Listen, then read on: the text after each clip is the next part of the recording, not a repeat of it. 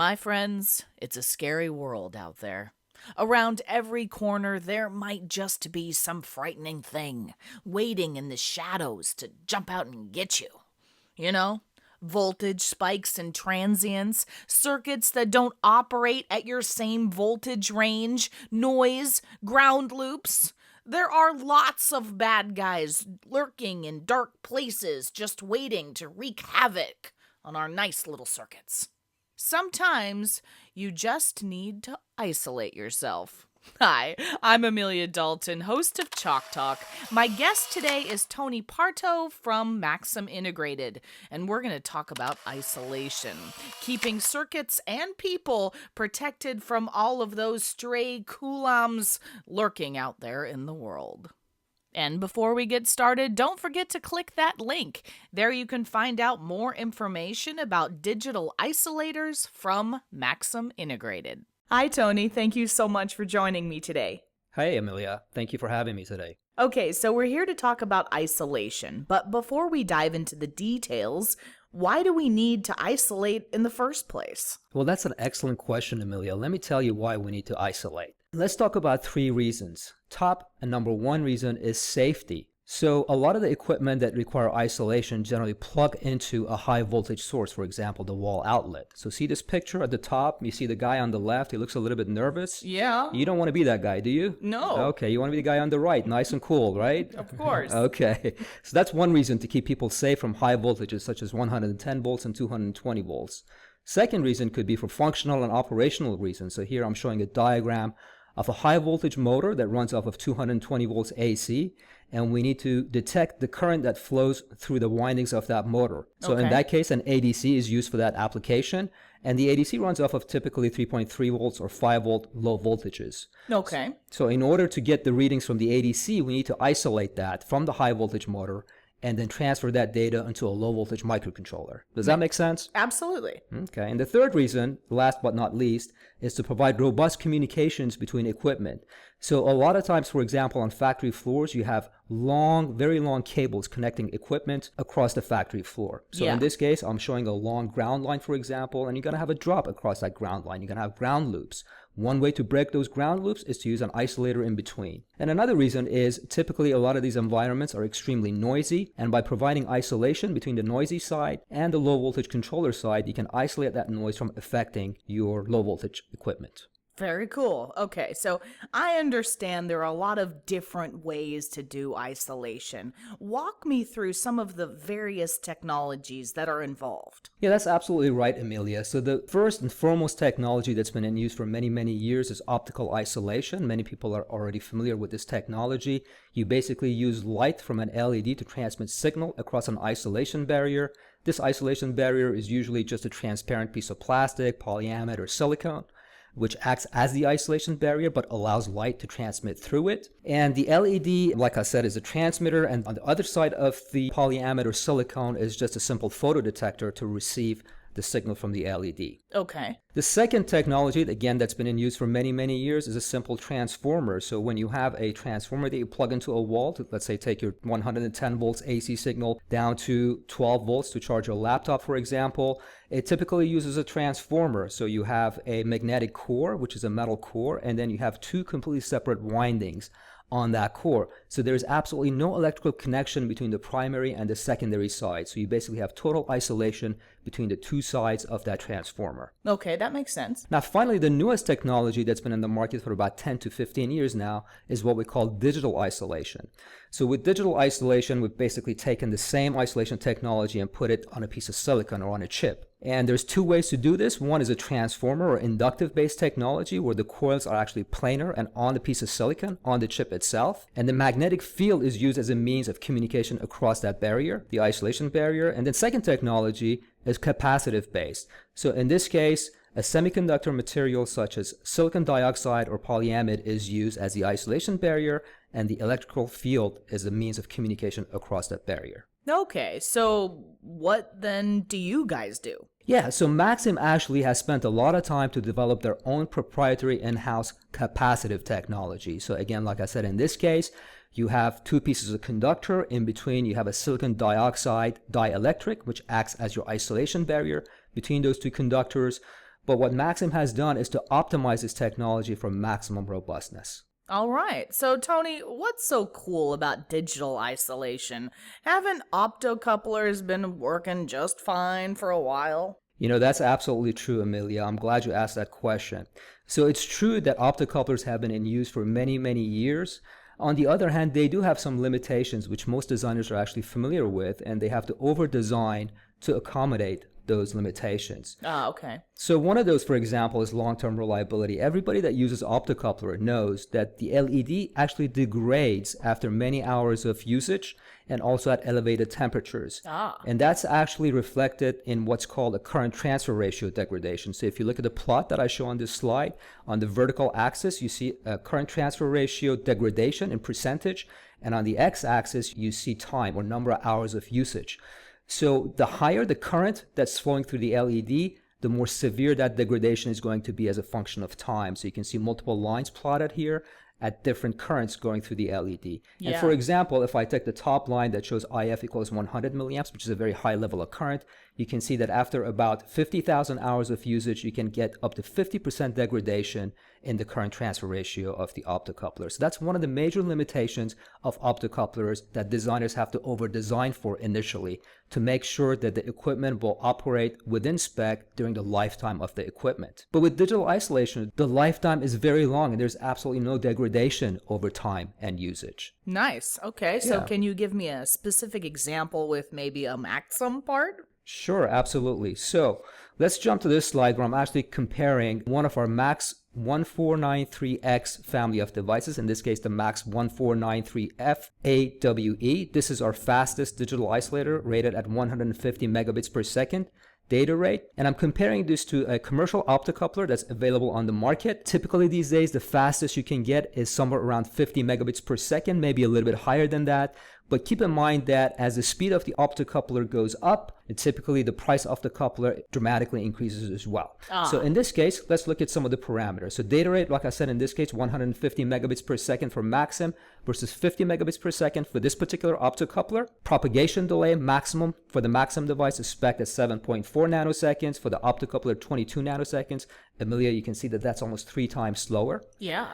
Propagation delay skew, that's the difference between the low to high propagation delay and the high to low propagation delay. In this case for Maxim 7.9 versus optocoupler 16 nanoseconds. And then on top of that, let's look at current consumption. The other problem with optocouplers is that yes, they are available at high speeds, they're more expensive, but also their power consumption dramatically rises as the speed of the optocoupler goes up. So in this case, at 50 megabits per second, the optocoupler draws 15 milliamps versus 5 milliamps for the Maxim at 150 megabits per second. You see that's a dramatic difference in power consumption and speed. Absolutely. And then another parameter is, for example, CMTI, which stands for Common Mode Transient Immunity. Again, Maxim is a little bit better, or quite a bit better actually in this case, 25 kV per microsecond versus 10 kV per microsecond for this particular optocoupler. Isolation voltage rating for both is identical, rated at 5 kV RMS. Optocouplers do in fact do a good job of providing high levels of isolation voltage. And finally, let's look at the price, Amelia. So for the Maxim device, I've put the reference price that you can find on the web for 1,000 units, but keep in mind that this is for a Maxim 4-channel device. And then I'm comparing that with the price of the optocoupler device listed on the same website, but keep in mind that the optocoupler provides only a single channel of isolation. So if you normalize the price per channel, you can see a dramatic reduction in price per channel for the Maxim device versus the optocoupler device. Absolutely. All right, Tony, let's get me started here. I'm designing my system and I need an isolator. Walk me through the selection process. How do I decide which one I need? Yeah, again, another excellent question, Amelia. Well, the first thing I think we need to look at as a design engineer or as an engineer of your system is to look at what the end application is, because a lot of these end applications have various types of regulatory information that you have to comply with. Fun. Exactly.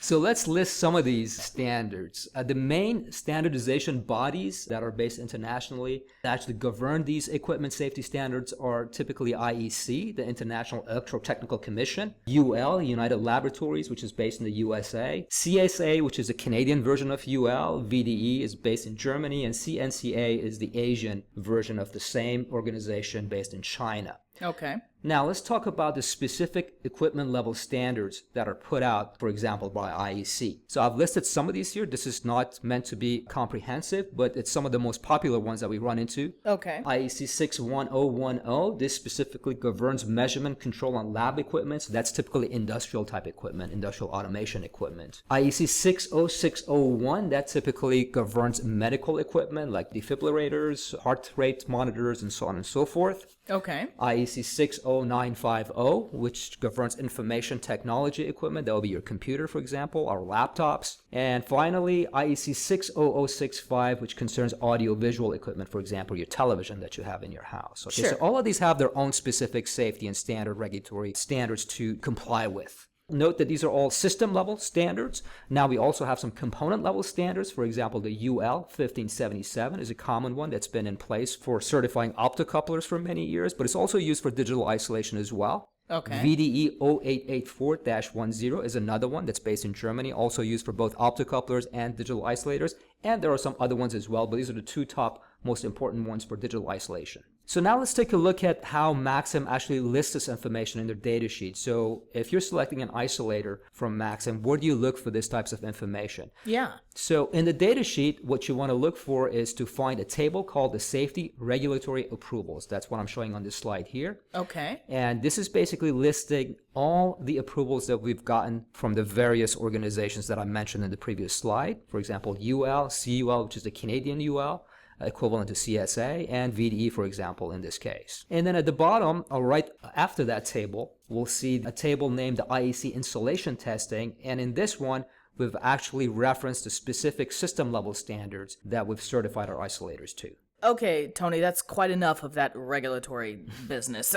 You said insulation was next? Yeah, absolutely. So that's the next thing you want to pay attention to. What are the characteristics of the installation or the isolation? So let's talk specifically about some of the parameters that relate to this topic. Perfect. Yeah, so number one, isolation rating. So we want to talk about two different voltages that are listed in the datasheet. One is called VISO. This is called the isolation withstand voltage. This is the RMS value of the voltage that can be withstood by the isolation barrier for 60 seconds. So it's kind of a short-term specification. Okay. VIOTM is another short-term specification, is the maximum transient isolation voltage or the peak transient voltage. It's not an RMS value, it's a peak value. Okay? So if a sine wave is applied, which is typically the case in these tests, VIOTM, as I'm showing here, equals V isolation times 1.2 times square root of 2. The next one is working voltage, also an important parameter. Remember, I just said isolation rating is a short-term parameter. It's only rated for 60 seconds for VISO. Right. In this case, working voltage is actually the long-term voltage that the device can withstand over its lifetime. We call this parameter VIOWM, maximum working isolation voltage.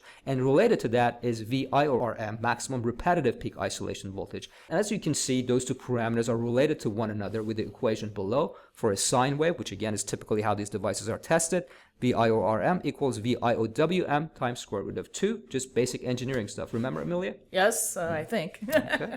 VIOSM, finally, last but not least, is called surge isolation voltage. So this is basically transients that can be caused, for example, by various types of natural events, such as lightning strikes or faults or short circuit type events. And again, it's a short transient type of event. It quantifies the ability of the part to withstand these types of transients and impulses. Okay. Continuing with these installation characteristics, let's specifically talk about some of the installation characteristics that are related to the package. So we talked about the installation characteristics that were related with the piece of silicon or the chip inside the package, but the package itself also has an effect on your isolation capability. Right. So there are two parameters typically that we'll look at, Amelia, with packages as related to isolation. One is called creepage, second one is called clearance. Creepage is the shortest distance between two conductive material measured along the surface of the insulating material, like along the surface of the package, for example, the mold compound. Okay. This protects against long-term lifetime failures of the part. Clearance, on the other hand, is the shortest distance between the two conductive material measured through air, not across the surface of the package. And this one actually protects against ionization of air gap, or basically arcs, and subsequent flashovers between those two conductive parts of the package. So a perfect example, I'm showing two pictures. The one on the left is a typical package that you buy an IC in or an isolator in. The right one is more of a hypothetical made-up package. I don't think I've ever seen a package look like that, but I'm trying to make a point. Have you seen a package that looks like the one on the right? I don't think so, no. Okay, perfect. I'll be worried if you did. So, okay, so on the left, you can see that the clearance is marked as the distance between the two pins in air. Yeah. And the creepage is the distance between the two pins on the surface of the package or the mold compound. And in fact, in a lot of packages that we offer, those two distances are exactly the same. Ah, okay. I'll show you that in one of my next slides.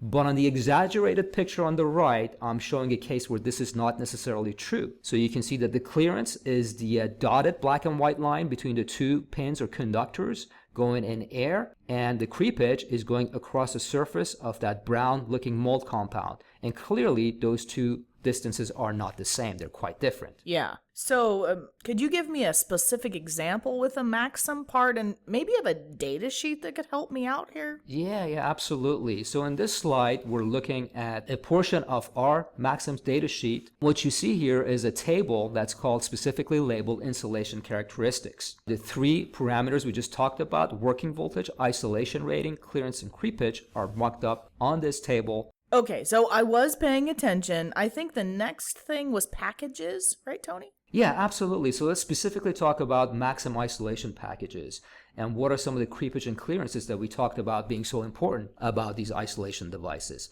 So Maxim offers its devices, its full family of isolation devices, in three different package types. Number one is a wide body SOIC 16 package.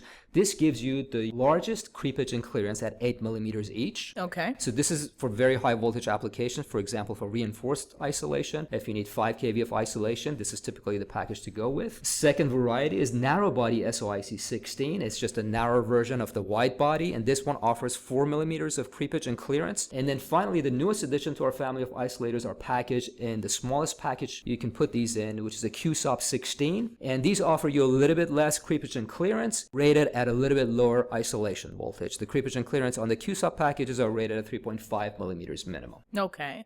So you told me these things have a stable lifetime compared to octocouplers. How long of a lifetime are we talking about here? Longer than a light bulb?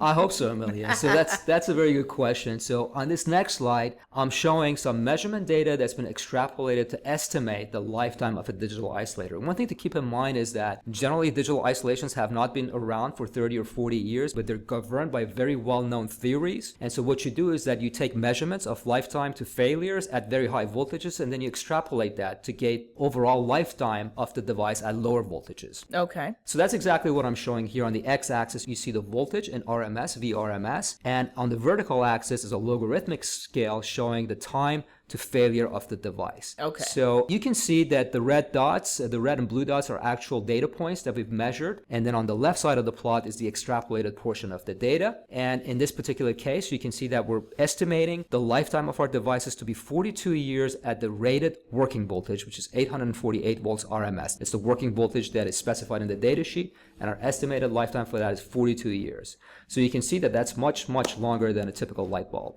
Yeah. I hope. Okay, so talking about lifetime, one of the things that we do at Maxim is to determine the robustness of this isolation barrier. A good way to do that is to actually subject the isolation barrier to very high voltages above what is actually rated in the datasheet itself. So in the datasheet, Amelia, you will see 5 kV RMS. Yeah. Noted on the top of the datasheet, at the very top, it says rated for 5 kV RMS for 60 seconds. But internally, we actually subject these parts to much higher voltages. Cool. To determine the robustness. Yeah, isn't that really cool? Yeah. So here on this plot, I'm showing on the x-axis time to failure of the isolation barrier. And please note that this time is not in seconds, it's in kiloseconds, thousands of seconds. And on the vertical axis, I show 3 test points that Maxim has done for our isolators versus some other competitor parts. I'm showing 3 competitor parts here. So we did the test at 5 kV RMS, which is the rated voltage in the data sheet, and Maxim survived 1700,000 seconds, so 1.7 million seconds, Please note that in the datasheet, we guarantee these for 60 seconds, but the robustness and the capability of the barrier is far, far beyond what's rated in the datasheet. Competitor A also did pretty well at 1800 kiloseconds. Competitor B and C fell quite a bit short, 300 kiloseconds and 4 kiloseconds. They still did pretty well because they're also rated for only 60 seconds. So they did pretty well and far exceeding their rated capability, but compared to Maxim, they fell short. And then we jack up the voltage to 6 kV RMS. In this case, Maxim lasted 200 kiloseconds, 200,000 seconds, Amelia. Wow. And competitor B lasted 140,000 seconds. Not bad, but a little bit shorter than Maxim. Competitor C failed in 2,000 seconds, which is still pretty good. 2,000 seconds is still pretty good, but there's a huge difference between the competitor part and the Maxim. And then finally, let's go up to 7 kV RMS. Maxim still lasted 60,000 seconds. Competitor A, you see 0. That means they basically failed immediately. Competitor B, only 0.15 kiloseconds or 150 seconds. Again, they fell short compared to the Maxim isolators. So the message here is that we've spent a lot of time to develop this internal proprietary process to provide a solution to the market that's extremely robust, and that's shown in this plot here. Cool, okay. All right, Tony, what if my system gets hit by lightning? And that, am I done? Right? I hope not, Amelia. And that could in fact happen. So these systems and these isolation barriers need to be extremely robust. So if you remember in one of my previous slides, I mentioned that one of the parameters specified in these data sheets is VISO, or the surge withstand of the isolation barrier. Now, there are different standards that govern what the shape of the surge pulse is. One of the pulses we typically test with is the one shown here. Representative pulse is shown with a rise time of 1.2 microseconds and a half width of 50 microseconds. This is a typical industrial surge pulse that's specified in the various IEC standards and is a representative of temporary transients due to power grid disturbances such as lightning or caused by lightning. Okay. And for industrial equipment, this testing methodology and pulse shape is defined again in another one of those interesting and exciting IEC standards, IEC 61000-4-5. You love that one, don't you? Oh, I Amelia? do, yeah, okay, of course. Right. And one thing to mention is that polarity reversal, in other words, subsequently hitting the isolation barrier with a positive and then a negative surge pulse, is extremely hard and harsh on that isolation barrier. So let's look at how we performed during this test with this harsh isolation surge pulse. So here I'm showing Maxim's capability versus 3 competitors that we tested in our own facility. So surge breakdown per this plot that I showed, which is governed by IEC 61000-4-5. The Maxim parts breakdown was basically between 17 and 19,000 volts. That's the peak voltage of the surge pulse that I showed you in the previous slide. Now, looking at the couple of the competitors, you see relatively comparable performance from the competition. But now if we go ahead and subsequently zap the part by reversing the polarity of the surge pulse, positive and negative, remember I said that's a very harsh test, and doing it many, many times, 1,000 surges in this particular test. You can see that Maxim tested 20 of its part, each one with 1,000 reversing polarity surge pulses. They all passed. 20 out of 20 passed. 2 of the competitors actually did pretty well. We tested only 10 parts from the competitors. 10 out of 10 passed. But one of the competitors actually failed horribly in this particular test. And basically all the parts were not able to pass this particular harsh test. Now, I do want to point out that this is not a test that's required for the isolation devices. This is just an arbitrary test that Maxim made up just to test the robustness of our isolation barrier. Gotcha. Okay, so Tony, I think it's time for the really good stuff. Let's talk about the electrical side of things. Yeah, sure, Amelia. So first, let's talk about timing characteristics. So this really what's required if you're looking at a system's speed. You typically have some sort of a timing budget. You have a data rate associated with your system. And so what you want to look at is, what's the maximum number of data bits or data transitions that I can send over this isolation barrier? Okay, so that's your data rate, right? And then the next one is propagation delay. So once your data is transitioning between, let's say, digital 1 and digital 0, what's the amount of time that it takes for this transition to take place across the barrier? That's the propagation delay of the device. And then another important parameter is propagation delay skew. So that's the difference between 2 channels on the same part, or it could be 2 channels on 2 different parts from 2 different manufacturing lots. What's the difference between the propagation delay skew? Because you could be using multiple channels of an isolation device in one system, and you could be using multiple chips. So you should understand what's the skew between that delay from part to part. Sure. And then finally, jitter. Again, this is another parameter that adds to your total timing budget. If you're concerned about your timing budget, jitter is only one element of that, in addition to prop delay and skew. And jitter is basically defined as a deviation of the signal transitions from their ideal location and time. Okay. So, how does this stack up against other competitors in this space? Yeah, so let's look at that in the next slide. So Maxim actually produces the fastest isolators in the world today. In other words, no other competitor's isolation is capable of having a propagation delay as low as the Maxim devices. In this case, in this table, I'm showing Maxim versus 3 other competitors. So first of all, we offer 3 varieties of our isolation, so you can only pay for the data rate that you need. So maximum data rates are spec'd at 1, 25, and 150. Most competitors have either 2 or 3 different speed grades as well, as you can see. Propagation delay, so that's one of the most important parameters if you're concerned about speed and timing budget in your system. In this case, I'm comparing typical / max, that's how it's listed in the table, at a 5 volt VCC. So for Maxim parts, you can see 5 nanosecond typical prop delay, 7.5 nanoseconds max. Compare that, Amelia, to the other competitors at 10.5 nanoseconds, 13 nanoseconds, and even 32 nanoseconds. So you can clearly see that Maxim provides best-in-class speed and prop delay. Absolutely. Pulse width distortion. So in this case, Maxim is spec'd 1 nanoseconds. Again, this is at VCC of 5 volts compared to 2 nanoseconds, 4.5 nanoseconds, and 2 nanoseconds for the 3 other competitors. Part-to-part skew, remember I talked to you about that in the previous slide. It could be important if you're using multiple chips, multiple isolation chips in the same system. For Maxim, this is spec'd at 3 nanoseconds. For competitors, 4.5 nanoseconds to 10 nanoseconds. And then finally, channel-to-channel skew. This is basically the skew between 2 channels on the same part from the same manufacturing lot. In this case, Maxim is 0.9 nanoseconds versus 2 to 2.5 nanoseconds for the other 3 competitors. Okay, so you just talked about speed and timing, but what about supply voltages? A lot of times in my systems, I have a whole bunch of different supply voltages. Yeah, absolutely. You know, Amelia, and actually an easy way to do that voltage translation between the different parts of the system is simply to slap in one of the digital isolators, because fundamentally what they do, the 2 voltage domains on either side of the isolation barrier are completely independent. So you can tie any voltage to side A and any voltage to side B. And in fact, the Maxim isolators work from 1.7 all the way up to 5.5 volts on either side. So in this case, for example, on this slide, I'm showing an FPGA that has, let's say, 1.8 volts IO, for example. Yeah. And on the right side, I'm showing some sort of a 20-bit ADC that is available with 3.3 volts IO. So what do? You slap an isolation in between and you don't worry about it, because the right side of the isolator is going to be tied to the supply of the ADC at 3.3 volts, and the left side of the isolator will be tied to the supply of the FPGA IO at 1.8 volts, and the translation is automatically done between the 2 domains for you. Very cool. So let's now go ahead and look at this versus the competitors. Again, comparing voltage translation capability or the voltage supply capability of our part versus some of the competitors out there on the market. Our range, as I mentioned in the previous slide, is 1.7 to 5.5. That means you can have a 1.8 volt system, a 2.5 volt system, a 3.3 volt system, or a 5 volt system on either side of the isolation device. It doesn't really matter. For our competitors, there's only one other competitor that we're aware of that has that same capability. The other competitors typically around 2.5 to 5.5 or 2.7 to 5.5. Okay, let's talk about power consumption. What kind of juice are we really talking about here? Yeah, last but not least, power consumption. That's important. So first, let's understand what comprises power consumption. There's really 2 elements to power consumption.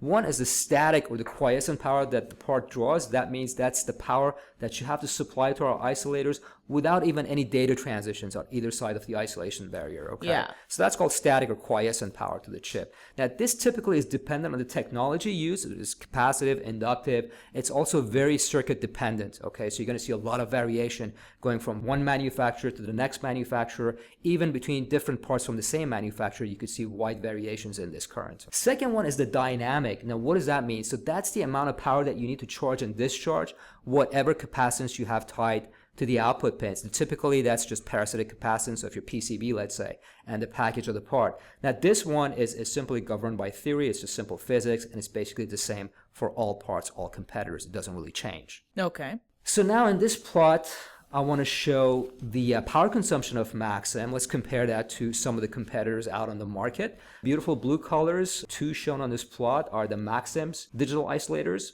And yellow, orange, red, and purple are the competitor parts. So first I want to point you to the Maxim's line that's labeled Maxim's isolators Max 14930-6. This is our first generation isolators that were introduced to market back in 2014. And in this case, I'm plotting data rate on the x-axis, and then ICC, which governs power consumption of the part, versus that data rate. Now, this is done at VCC equals 3.3 volts on either side of the isolation barrier, and it was done for a specific part. It was done for a 4-channel 4-0 configuration part, because typically there's some variation depending on which configuration of the isolation device you use. Sure. But it is an apples to apples comparison because we use the same exact configuration for the competitor devices. So for the first generation Maxim isolators, you can see that even though they deliver best in class speed, they're not necessarily best in class in power consumption. They're kind of in the middle of the pack, okay? They're not so bad, they're not so great, right? But we've addressed that in our newest generation of digital isolation, which actually introduced Amelia just about 3 weeks ago to the market. It's called the Max 12930-1. These are our newest 2-channel digital isolators. So in this case, with the Max 12930-31, we actually maintain the same best-in-class speed and propagation delay that we had in our first generation isolators, Amelia.